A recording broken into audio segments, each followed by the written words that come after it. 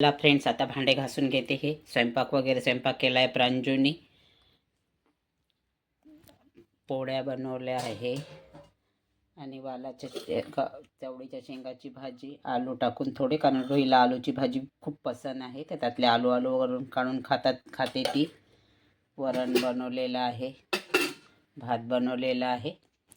प्रांजूने आता स्वयंपाक केला. मी रोहीची तयारी करून दिली, आंघोळ वगैरे करून तिला तयार करून दिलं आणि पूजा केली मी. आता रोहीच्या आजोबाचा टिफिन बांधून दिला, कारण त्यांना आज लवकर जायचं आहे. जेवण वगैरे करत नाही मग बोलले ते. आता तर चाय बिस्किट वगैरे खाल्ले. पूजा झाली आहे माझी. पूजा केली, नंतर रोहीला तयार करून दिलं शाळेसाठी. चला आता आवर करून घेते इथलं. प्रांजू आणि स्वप्नील रोहीला पोस्त करून द्यायला गेलेले आहे.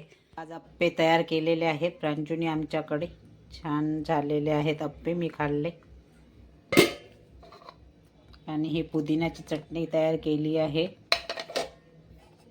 आणि ही चटणी छान दही टाकून खूप छान झालेली आहे.